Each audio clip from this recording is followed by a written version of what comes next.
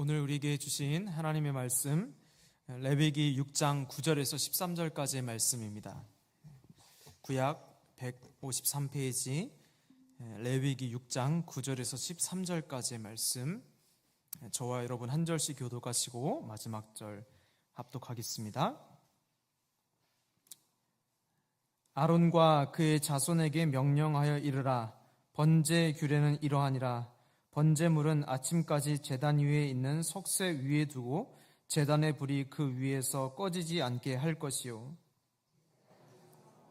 씻고 세모소 가지로 화채를 가리고 제단 위에서 불태운 번제제를 가져다가 제단 곁에 두고 그 옷을 벗고 다른 옷을 입고 그 제를 진영 바깥 전결한 곳으로 가져갈 것이요.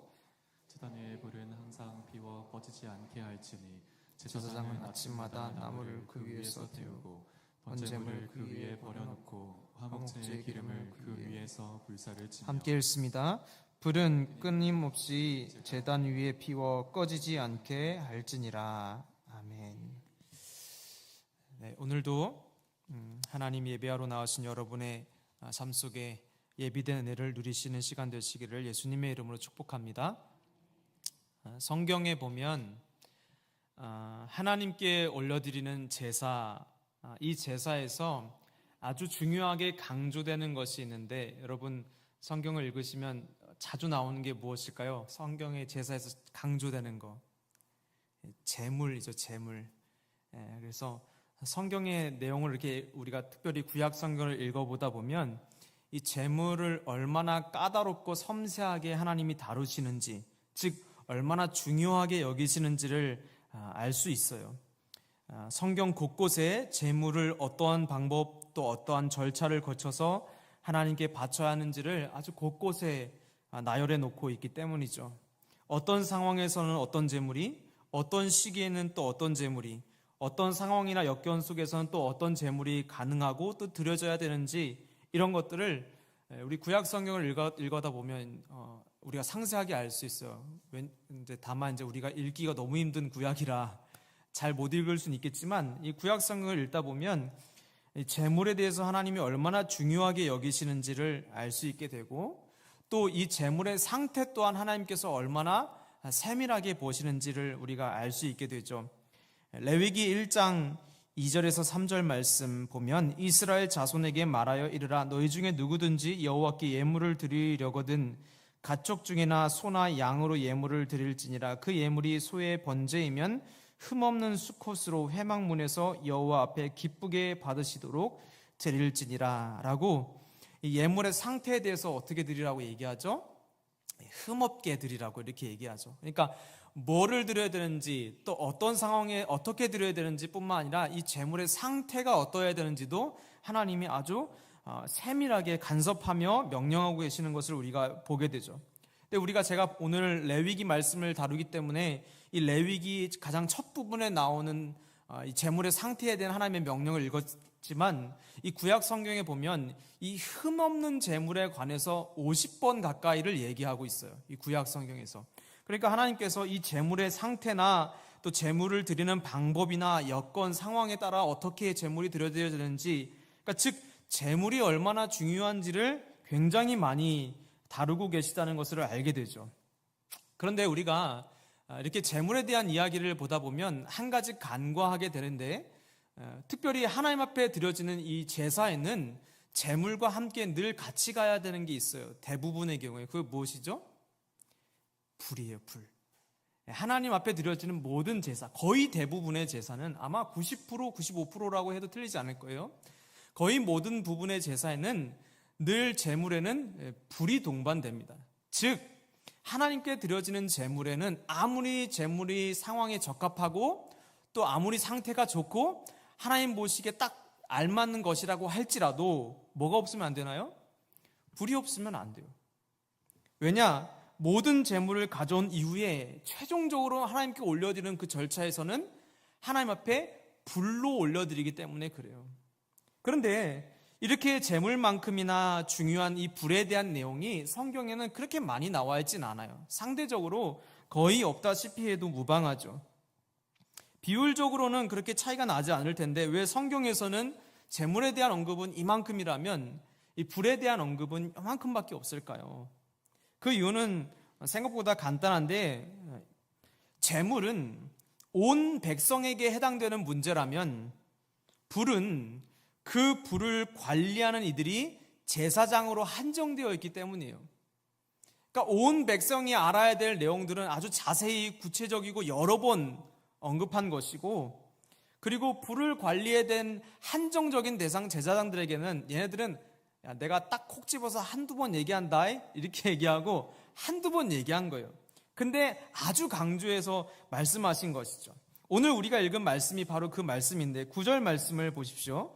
아론과 그의 자손에게 명령하여 이르라. 번제의 규례는 이러하니라. 번제물은 아침까지 제단 위에 있는 석쇠 위에 두고 제단의 불이 그 위에서 꺼지지 않게 할 것이요 라고 누구에게 명령하고 있느냐? 아론과 그의 자손들에게 명령하고 있는 거예요. 아론과 그의 자손들이 누굽니까? 제사장 그룹들이죠. 잘 아시는 거죠. 그래요. 이 불은 온 백성이 관리할 것을 알 필요는 없어요. 제사장들이 알면 되는 거예요. 단지 제사장들이 알긴 알아야 되는데 아주 확실하게 해야 되는 거예요.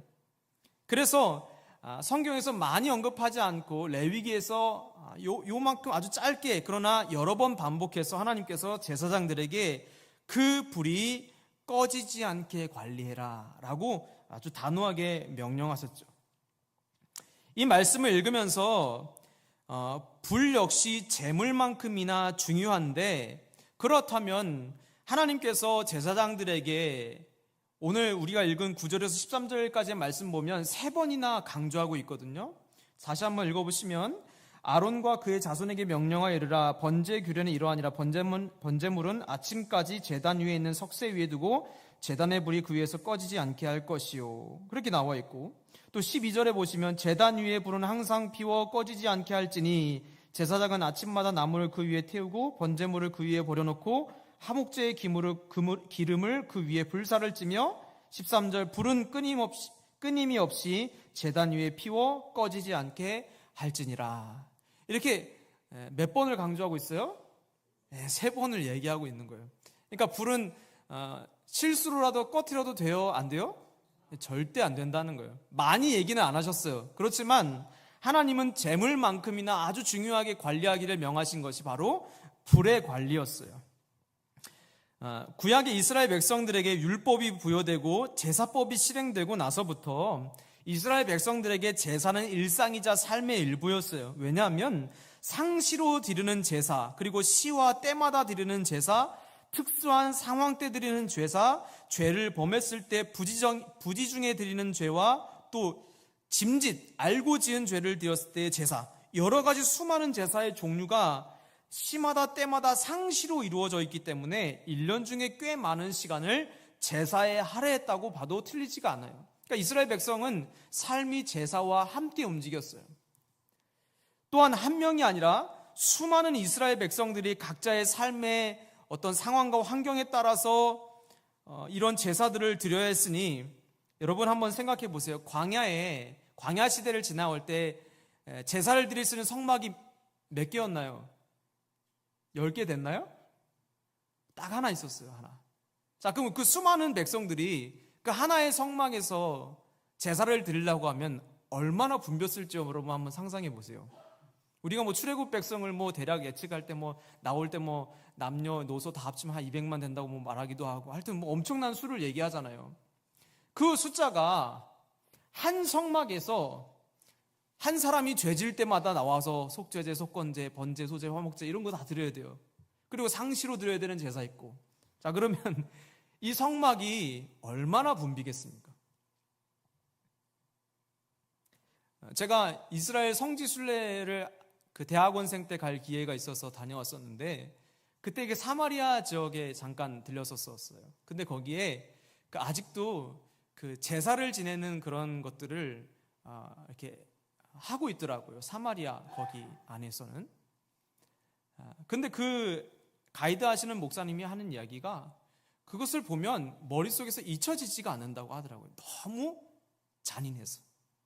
이거 제사장 복에 온 몸에 피가 튀고 불로 다 태워, 내장까지 다 태우는 그런 그런 일들을 보게 되면 머릿속에서 한동안 그것이 잊혀지지가 않는다고 해요. 한 번 보았을 뿐인데도. 근데 이스라엘은 이런 일들을 1년 360을 얼마나 자주 했을까요? 뭐 우리가처럼 죄를 밥 먹듯이 지었을 테니까 어마어마하게 많은 제사를 주님 앞에 드렸을 거 아니에요. 아마 이 성막과 그리고 가나안 정복 이후에 하나의 성전, 예루살렘 성전에서 제사를 드릴 때 피가 마를 날이 없었을 거예요. 피가 마를 날이 없었겠죠. 엄청난 수의 제물이 바쳐졌을 것이고 제사장의 의복은 그럴듯한 흰옷을 입고 있지만 제사 한번 끝나면 어떻게 됩니까? 흰옷이기 때문에 엄청난 피가 낭자한 그런 모습으로 피에 젖어 있을 제사장의 모습이 상상이 되시죠. 이렇게 수많은 제사들이 드려질 때 그런 제물만큼이나 중요한 것이 바로 불이었다는 거예요. 불. 그런데 하나님께서 이 불을 제사장들에게 관리하도록 일임하셨고, 그리고 제사장들은 많은 임무들 중에 아주 중요한 임무로 하나가 무엇이냐면 이 제단의 불이 꺼지지 않게 하는 것이었어요. 그러니까 제물을 관리하고 각을 뜨고 이런 것들을 또 제사법을 이렇게 그때에 맞게 적용하는 것뿐만 아니라 중요한 것이 무엇이냐면 제단에 불이 꺼지지 않게 하는 거예요.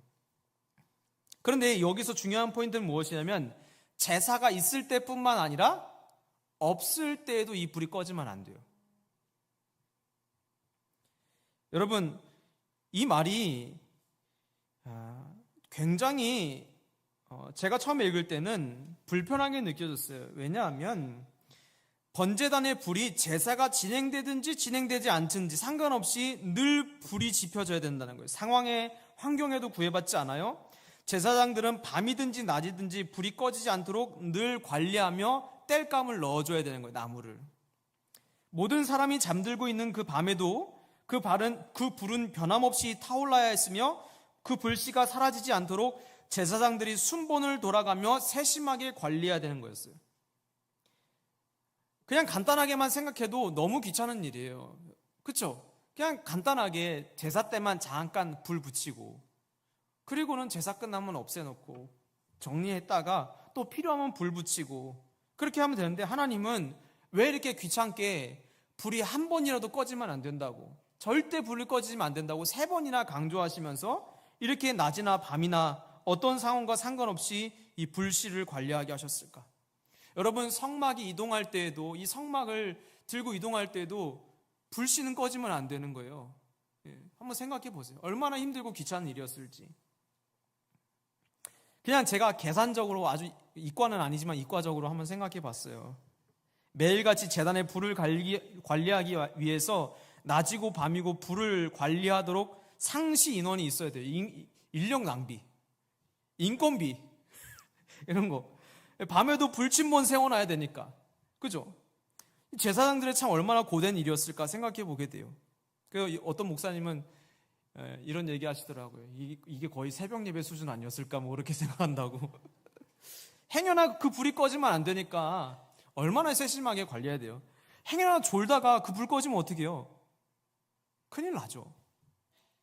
그리고 여러분, 그 불을 유지하기 위해서 땔감은 얼마나 또 많이 필요했을까요? 가스레인지에 요리가 없는데 불을 항상 켜놓으래요. 여러분, 주부들 입장에서 한번 생각해 보세요. 가스레인지에 음식이 안 돌아가요. 근데 불은 항상 켜놓으래요. 이거 있을 수 있나요? 없어요. 있을 수가 없죠. 그 가스비가 얼마며 인건비가 얼마며 그러다가 불 나면 어떡하고. 생각해야 될 게 한두 개가 아니잖아요. 또 다른 예로 집에 사람이 있든지 없든지 그리고 날이 덥든지 춥든지 상관없이 불과 난방을 항상 켜놔라. 이거 굉장히 계산적으로 보면 맞지가 않아요. 얼마나 큰 낭비인지 몰라요. 번제에만 해도 어마어마한 나무가 쓰이거든요. 이 동물을 태우기 위해서 기름이 엄청 많이 나오기 때문에 엄청나게 많은 나무가 필요하대요. 그런데 번제가 없을 때에도 나무를 떼워서 그 불을 유지해야 됐으니 그 소목값은 얼마나 될까? 광야에서는 어떻게 했을까요? 나무가 제대로 있을 리 없었을 텐데. 그리고 더 큰 문제는 무엇이냐면 유대 전승에, 이건 성경에 나와 있지 않은데 유대인들 전승에 거기 나온 것을 보면 번제 제단에 불을 지피기 위한 나무도요, 아무 나무나 안 쓰면 안 된대요. 재물도 흠없는 거 써야 되는 것처럼 나무도 깔끔한 거, 괜찮은 거, 구별된 거 그런 걸 써야 된다고 하더라고요. 그러면 나무도 분류를 해야 돼. 이거 불을 그 제단불에 쓸 수 있는 땔감인지 쓸 수 없는 땔감인지 이거 나누고 있어야 돼. 얼마나 귀찮고 일이 많이 가고 이것만 안 했어도 제사장 일을 하기 편했겠다. 뭐 이렇게 생각이 들 정도로. 근데 하나님은 왜 이스라엘 백성들이 이 이 율법의 이 법을 수여할 때 가장 중요한 제단법을 만들고 나서는 이 불을 절대로 끄면 안 된다고 그렇게 하나님께서 명령하셨을까요? 3번이나 하나님께서는 강조하시면서 제사장들에게 이 불 관리 잘해. 이 불 꺼지면 안 돼. 라고 말씀하셨단 말이에요. 간단하게 하나님이 왜 이 불을 끄지 말라고 말씀하셨을까 그냥 생각해 보면 하나님 앞에 제사를 드리기 위해서 1년 365일 매일같이 타오르는 불을 관리해야 됐으니 어떤 인간 입장에서의 어떤 열심이나 헌신, 봉사와 수고 뭐 이런 것들로 이야기할 수 있을 것 같기도 해요. 그런데 말씀을 계속 묵상하다 보면요, 이 꺼지지 않는 불은 단순히 인간 입장에서의 열심은 아니에요. 단순히 인간 입장에서의 수고는 아니죠. 왜 그럴까요? 인간은요 늘 한결같을 수 없기 때문이에요. 우리 마음에 어떤 열정이 어린 아이서부터 평생에 이르기까지 유지되기가 여러분 쉬울까요? 이거 거의 불가능한 일이에요. 하나님이 이 꺼지지 않는 불을 명령하시면서 꺼지지 않는 불을 통해서 말씀하고자 하셨던 것은 인간의 입장에서의 어떤 열심이나 열정, 헌신이나 수고를 표현한 것이 아니라 다른 것을 이야기하고 싶었던 것인데 무엇이냐? 그것은 우리를 향한 하나님의 마음이에요. 이 불을 통해서 하나님이 이야기하고 싶었던 건요, 바로 인간들을 향한 하나님의 마음. 우리가 신앙생활하면서 느끼는 것처럼 인간의 열심과 헌신은요 한결 같을 수도 없고 유지되기도 참 어려워요. 하나님께서 우리의 삶을 잘 아셨을 그분이 이 꺼지지 않은 불을 통해서 인간의 열정을 요구하셨을 리는 없죠. 그분이 그렇게 꺼지지 않는 불을 명령하시면서 우리에게 보여주고자 하셨던 것은 무엇이냐? 우리를 향한 하나님의 끝없는 용납의 마음이에요. 용납의 마음. 매일같이 언제든지 꺼지지 않았던 이 불은 무엇을 상징하느냐? 누구든지 그리고 언제든지 어떤 죄악이든지 하나님 앞에 진실한 사죄의 마음으로 가져왔던 모든 재물을 넉넉하고 충분하게 태우실 수 있다는 하나님의 긍휼의 불길인 거예요. 이게 이 꺼지지 않는 불에 담긴 하나님의 마음이에요. 너희가 언제라도 어느 때라도 어떤 상황이라도 어떤 환경이라도 그 죄악의 경중이 어떠한 것이라도 상관없이 언제든지 내게 가져오면 내가 그 재물을 불로 태워 흠양할 거라고 하는 긍휼이에요. 긍휼. 그게 하나님 마음에 타고 있던 불을 얘기하는 거예요. 용서하시고자 하는 마음, 사랑하기를 원하시는 마음. 시편 121편 4절에 이렇게 하나님께서 얘기하시죠. 이스라엘을 지키시는 자는 졸지도 아니하시고 주무시지도 아니하시리로다. 이렇게 표현하고 있는데 물론 이거는 이스라엘을 지키시는 하나님에 대한 표현이지만 또한 그것은 무엇이냐? 우리가 죄의 무거운 것을 언제든지 들고 나갈 때 우리의 모든 허물을 태우시고 용서하시는 하나님의 끝없는 용서의 표현으로 읽어낼 수도 있는 거예요. 이 불은 너희가 재물을 언제 들고 나오든지 들고 나오기만 하면 내가 그걸 내 제단에 있는 꺼지지 않는 불로 받고 흠양하고 죄 없다 하겠다. 그 마음을 하나님이 이 꺼지지 않는 불 속에 담아서 이스라엘 백성들로 하여금 보게 하신 것이죠. 밤이고 낮이고 비효율적으로 켜져 있어야 했던 그 불을 통해서 하나님은 이스라엘 백성들이 돌아오기만을 기다리고 계시며 진실로 회개하는 자들을 이미 용서할 준비를 갖춘 채 기다리고 계시다는 것을 보여주고 계시는 거예요. 너희가 재물을 들고 진짜 진실한 마음으로 용서를 구하고자 나올 때 언제든지 나오면 내가 이미 준비되어 있다. 불이 이미 준비되어 있잖아요. 제단에. 재물이 오고 나서 불을 준비하는 게 아니죠. 그렇죠? 제물이 제단 앞에 준비되고 나서 그때서야 불 피우는 게 아니잖아요. 이미 이미 제단에 불은 항상 준비되어 있는 거예요. 하나님의 마음이죠. 난 언제든지 준비되어 있어. 하나님은 이스라엘 백성들이 늘 자기를 떠나는 것에 분노하셨지만 동시에 돌아오기만 하면 언제든지 용서해 줄 것이라고 마음 먹고 계셨던 거예요. 그게 꺼지지 않는 불에 담긴 하나님의 심령, 마음의 표현이죠. 사랑하는 개복의 성도 여러분, 우리를 향한 하나님의 꺼지지 않는 불, 그 불이 우리의 모든 죄악을 태우시고 또 오늘도 우리를 긍휼히 여기시는 하나님의 열심인 것을 깨닫는 은혜가 있으시기를 예수님의 이름으로 축복합니다. 이 꺼지지 않는 불은 오늘도 우리를 넉넉하고 충분하게 언제든지 용서하고자 하시는 하나님의 긍휼의 마음이에요. 긍휼의 마음, 한없는 긍휼. 이사야 31장 6절에 이렇게 표현합니다. 이스라엘 자손들아, 너희는 심히 거역하던 자에게로 돌아오라.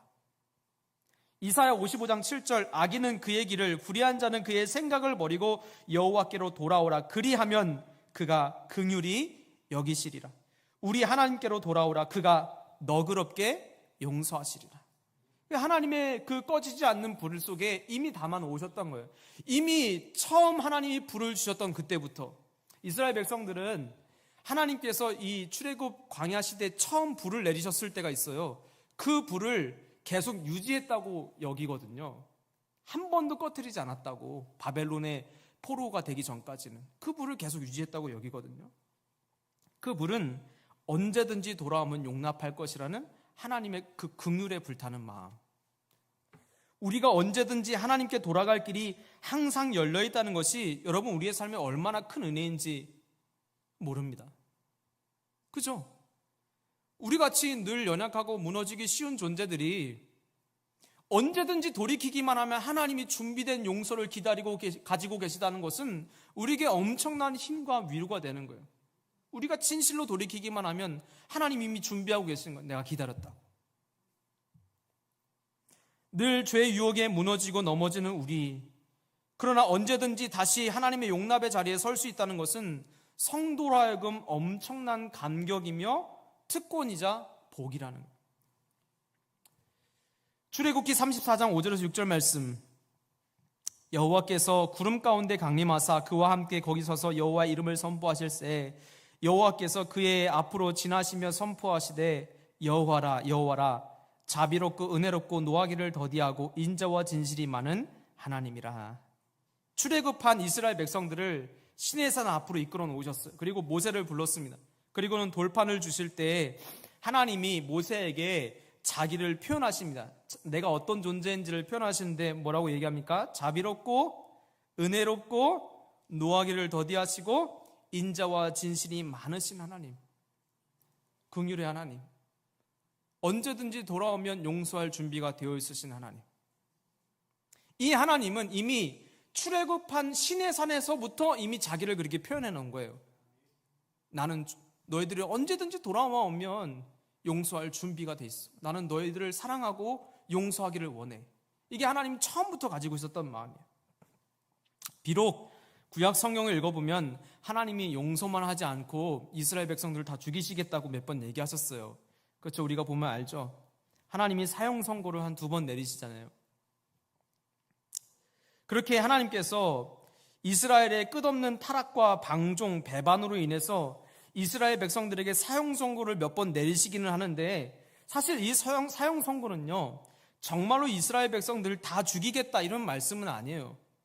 그 얘기는 무엇이냐면 이스라엘 백성들 가운데 이미 한 몸으로 굳어져 만연해 있는 이 죄를 하나님이 얼마나도 끔찍히 죽이고 싶어 하는지를 보여주시는 대목이에요. 너희 안에 이미 꽈리를 틀고 앉아있는 그 죄, 너희와 이미 한 몸처럼 엮여있는 그 죄를 내가 얼마나 끊어버리고 싶어 하는지, 그 하나님이 그거를 보여주시고자 이스라엘 향해서 사형 선고를 몇 번 내리셨단 말이에요. 그러나 결국은 돌이키셨죠. 그런 의미에서 이 불은, 이 제단 위에 꺼지지 않는 불은 2가지 의미를 동시에 가지고 있는데, 하나는 제가 미리 말씀드린 것처럼 언제든지 돌아만 와. 그러면 너희 재물 내가 언제든지 받고 흠양하고 용납할게. 이 용서의 긍휼의 열망이자, 또 한 가지는 무엇입니까? 사람들 안에 또아리를 틀고 있는 죄를 소멸하시기 위한 하나님의 강한 열망이에요. 여러분, 불의 속성은 무엇입니까? 닿는 모든 것을 다 불태워버립니다. 제단의 특성은 무엇이냐면 거기에 올려진 재물을 다 태워버리는 거예요. 그리고 하나님은 그 태워진 연기를 흠양하신다고 하셨죠. 제단의 연기를. 그래서 이 꺼지지 않는 불은 두 가지 상반된 의미를 동시에 갖고 있는 거예요. 우리를 향한 끝없는 용납의 마음과 동시에 우리 안에 끝없이 펼쳐지는 죄, 그것을 완전히 멸하시기까지 쉬지 않겠다는 하나님의 강한 결심이에요. 너희 안의 죄를 완전히 끝내는 날까지 내 이 불이 끝나지 않는다. 이 죄가 멸해지는 것이 무엇입니까? 구원이에요, 구원. 구원받는 성도들의 하나님이 하시는 말씀이에요. 내가 너희 죄를 가리우고 없다 하겠다. 이 죄를 치워주시잖아요. 그러니까 하나님의 죄와의 싸움은 무엇입니까? 성도의 구원을 향한 끝없는 열심을 얘기하는 거예요. 구원을 완성하시기 위한 포기 없는 싸움을 얘기하시는 것입니다. 로마서 5장 5절에서 6절 말씀 보십시오. 소망이 우리를 부끄럽게 하지 아니함은 우리에게 주신 성령으로 말미암아 하나님의 사랑이 우리의 마음에 부은 바 됨이니 우리가 아직 연약할 때의 기약대로 그리스도께서 경건하지 않은 자를 위해 죽으셨도다. 우리는 이 레위기에 등장하는 꺼지지 않는 불, 제단 위에 있는 꺼지지 않는 불을 통해서 우리는 예수 그리스도 이후에 무슨 불을 생각할 수 있게 되느냐? 이제 성령의 불을 생각할 수 있게 됩니다. 수천 년 전 이스라엘 제사장들을 통해 보이셨던 꺼지지 않는 하나님의 마음은 이제 예수 그리스도의 부활 승천 이후 그 불은 어디로 들어옵니까? 우리 안으로 들어오는 거예요. 우리 안으로 들어와서 성령의 불로 우리 안에 일하고 계시기 시작하는 거예요. 그리고 오늘 우리가 읽은 말씀에서 성령이 우리 안에 오셔서 하는 것이 무엇인가? 그렇게 나오는데 무엇입니까? 하나님의 사랑의 마음을 우리에게 부어준다고 이렇게 얘기했어요. 로마서의 말씀에 보면. 근데 그 하나님의 사랑의 마음이 뭐예요? 자비와 긍휼과 용납과 사랑의 마음. 그 사랑이 우리 안에서 언제든지 담대하게 주님 앞에 나아갈 수 있는 마음을 주시죠. 또한 그 성령의 불은 동시에 또 무슨 역할을 합니까? 우리 안에 끊임없이 시들지 않고 우리의 마음을 노력하고 정복하려고 하는 죄를 멸하시기까지 꺼지지 않고 일하시는 성령의 불로 동시에 일하시는 거예요. 성령의 불은 늘 우리 안에서 두 가지를 동시에 하고 계시는 거예요. 우리 안에 하나님의 끝없는 용납의 마음을 부어주신과 동시에 그러나 너희 안에 있는 죄와는 끊임없이 내가 싸울 것이다. 내가 너를 완전하게 구원하기까지 너 안에 있는 죄를 끊임없이 부수고 멸할 것이다. 이게 하나님의 꺼지지 않는 불을 통해 우리에게 보여주신 아주 중요한 두 가지 진리예요. 그래서 하나님의 속성을 표현할 때 우리가 두 가지로 중요하게 표현하는 데 무엇입니까? 사랑과 거룩. 사랑과 거룩. 사랑의 하나님이시자 거룩하신 하나님. 그죠? 이 하나님의 두 가지 속성은 우리 안에 아주 포기할 수 없는 하나님의 두 가지 큰 진리를 보여주고 있는 거예요. 하나님은 사랑의 하나님이시지만 동시에 거룩하신 분이십니다. 그리고 하나님은 거룩하신 하나님이자 동시에 사랑의 하나님이십니다. 한쪽에만 치우치지 않으세요. 하나님은 절대로 한쪽에만 계시지 않아요. 늘 우리 안에 성령의 불로 역사하셔서 사랑과 거룩 두 가지를 다 완성해 내시는 분이 성령의 역사라는 거예요. 하나라도 포기될 수 없어요. 우리는 사랑을 강조하면서 거룩을 포기하는 사람이 되면 안 되고요. 거룩을 강조하면서 사랑 없는 사람 되면 절대로 안 됩니다. 그러면 우리는 꺼지지 않는 불의 모습, 그 하나님의 마음을 온전히 이해하지 못한 것입니다. 하나님은 오늘도 성령으로 역사하셔서 우리가 하나님 앞에 온전히 설 수 있도록 우리 안에 거룩의 불꽃으로 일하고 계시죠. 동시에 오늘도 주님은 돌아오는 자들을 무한대로 언제든지 어떠한 모습인지 품으시고 응답하시는 끝없는 긍휼의 모습으로 우리 안에 자리 잡고 계시는 것입니다. 그 하나님께서 오늘도 성령으로 저와 여러분의 마음에서 쉬지 않고 일하시는 것이 바로 꺼지지 않는 불 속에 담긴 하나님의 마음이에요. 사랑하는 개포교회 성도 여러분, 우리가 이 마음, 하나님의 마음을 알고 그 마음을 주시는 성령님을 늘 마음에 모시고 살아가게 되시기를 예수님의 이름으로 축복합니다. 이스라엘 백성들은, 또 제사장들은 매일같이 마주하는 재물뿐만 아니라 어느 때까지도 꺼지지 않는 이 제단 불을 보면서 여러분, 저와 여러분처럼 생각하지 않았을까요? 이 꺼지지 않는 불을, 제단 앞에 재물을 드리고 가면 이 꺼지지 않는 불 보게 될 거 아니에요? 이 불을 보면서 무슨 생각했을까요? 언제라도 용납해 주시는 주님, 내 죄가 아주 주홍같이 붉을지라도 불로 태워서 용납해 주시는 주님, 저녁이고 아침이고 언제고 주님 앞에 나오기만 하면 받아주시는 그 하나님을 떠올렸을 것입니다. 또한 동시에 무슨 생각했을까요? 그들 안에 시들지 않을 것 같은 죄의 뿌리를 뽑아내시려는 하나님의 아주 견고하고도 단호한 거룩한 열심. 내가 너희 안에 흠없는 자를 완성하기까지 이 싸움은 결코 포기되지 않을 것이다. 성경에 보면 너희를 거룩하고 흠없게 하시려고 이런 표현들 자주 등장하잖아요. 하나님의 아주 큰 열심 중에 하나예요. 우리를 온전하고 거룩하고 흠이 없게까지 하시기까지 하나님은 결코 안주하지 않으시고 하나님의 열정은 결코 꺼지지 않는 거예요. 하나님은 당신의 형상으로 우리를 온전하게 하시기까지 결코 죄와의 싸움에서 물러서지 않으십니다. 다시 죄와의 싸움, 믿음의 성장과 성숙의 자리로 돌아갈 수 있도록 일깨워주는 불이 바로 무슨 불이었느냐? 꺼지지 않는 불이에요. 이스라엘 백성들은 그 불을 보며 두 가지를 마음에 늘 새겼을 수 있겠죠. 그래, 맞아. 다시 돌아오면 되고, 또 죄와의 싸움 절대로 포기하면 안 되지. 하나님이 용납해 주신다고 절대로 죄를 가볍게 여기면 안 되지. 하나님이 이해해 주신다고 이 죄를 없는 것처럼 넘어가면 절대로 안 되지. 이렇게 하면서 두 마음을 끝까지 지켜내는 것, 균형 있게 지켜내는 것을 마음에 붙들지 않았을까.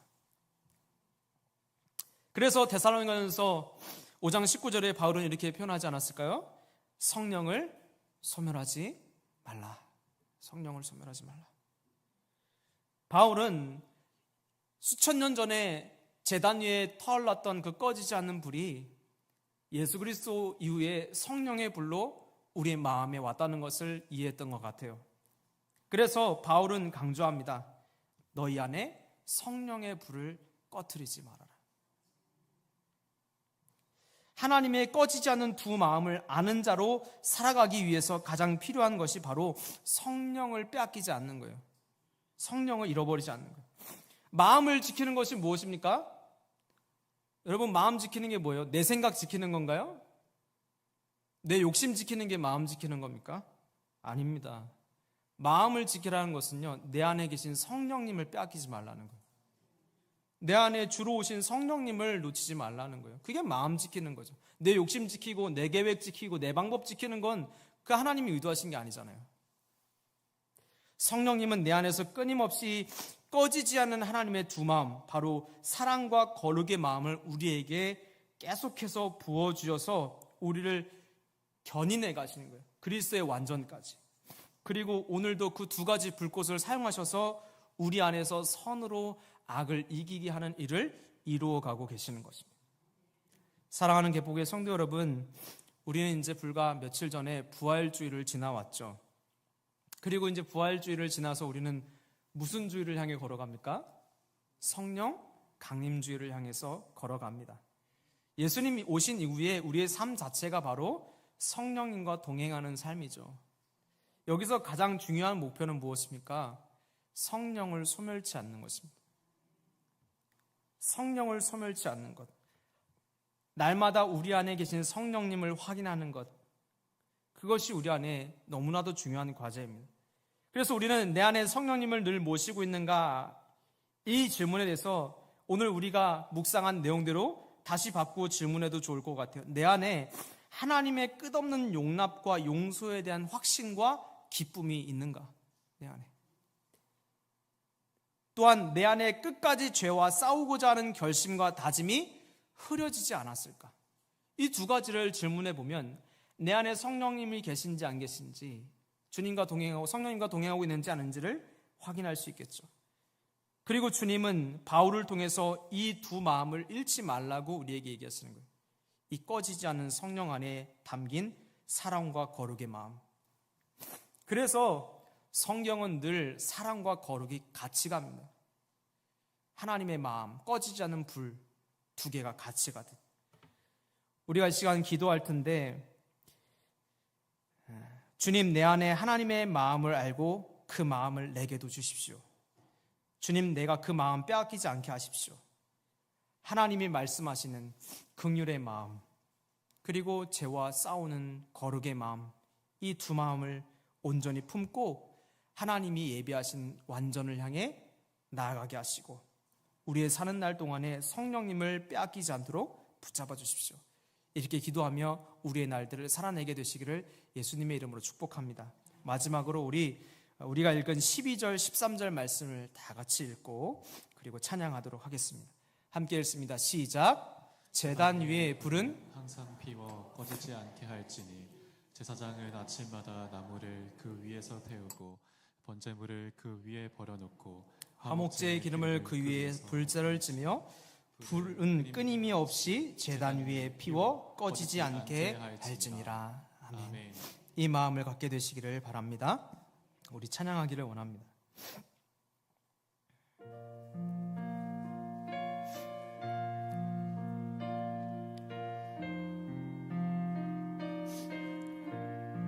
주님의 마음, 주님의 마음을 본받는 자, 그 마음에 평강이 찾아옴은 험악한 세상을 이길 힘이 하늘로부터 임함이로다. 주님의 마음 본받아 살면서 그 거룩하심 나도 이루리. 주 모습 내 눈에 안 보이며 그 음성 내 귀에 안 들려도 내 영혼 날마다 주를 만나 신령한 말씀 늘 배우도다. 주님의 마음 본받아 살면서 그 거룩하심 나도 이루리. 가는 길 거칠고 험하여도 내 맘에 불평이 없어짐은 십자가 고난을 이겨내신 주님의 마음 본받음이라. 주님의 마음 본받아 살면서 그 거룩하심 나도 이루리. 주 예수 세상에 다시 오실 그날의 무성도 변화하여 주님의 빛나는 그 영상을 다 함께 보며 주 찬양하리. 주님의 마음 본받아 살면서 그 거룩하심 나도 이루리. 기도하겠습니다. 사랑의 주님, 오늘도 당신이 주시는 말씀 마음에 새기를 수 있도록 우리를 성령으로 붙들어 주시니 감사합니다. 하나님, 오늘도 우리가 살아가는 날 동안에 우리 안에 꺼지지 않는 불이 있는지 말씀을 통해 확인하게 하셨습니다. 주님, 레위기의 말씀에 하나님께서 제사장들에게 특별히 명령하시기를 불이 끊임이 없이 제단 위에 피워 꺼지지 않게 할지니라 말씀하시며, 우리에게 하나님이 보여주고 하셨던 하나님의 마음은 언제든지 돌아오면 용서할 준비가 이미 되어 있으신 넓으시고 노하기를 더디하신 자비하신 하나님, 우리를 끝없이 용납하시는 그 사랑의 하나님의 마음을 깨닫게 하십니다. 또한 동시에 그 마음은 우리 가운데 죄와 피 흘리기까지 싸우기를 멈추지 말라고, 나도 너희 안에 있는 죄를 소멸하기까지 멈추지 않을 것이라고 말씀하시는 하나님의 견고하고 거룩한 그 하나님의 거룩의 마음을 우리에게 보여주십니다. 하나님, 오늘도 우리가 내 안에 성령이 있는가 확인하게 하시고, 성령님을 통해 두 마음을 확인하게 하셔서 이 땅을 사는 날 동안에 하나님이 주시는 사랑의 마음과 거룩한 열정이 우리 안에서 식어지지 않게 하시고, 주님이 우리를 온전케 하실 그날까지 포기하지 않고 주님을 향해 달려나가며 성령을 소멸치 않고 늘 성령 안에 충만한 길을 걸어가는 개포교의 모든 성도들 되어줄 수 있도록 아버지 축복하시고 인도하여 주옵소서. 우리의 사는 날 동안에 늘 성령으로 주장하셔서 우리의 마음을 지키게 하시고 성령님과 동행하게 하실 주님을 찬양하며 감사드리며 예수님의 이름으로 기도드립니다. 주님의 이름 한번 외치시고 각자 기도하다 돌아가시기 바랍니다. 기도합니다. 주여, 사랑의 주님, 오늘도 귀하신 주님의 말씀 마음에 새깁니다. 그 말씀 잊지 않고 살아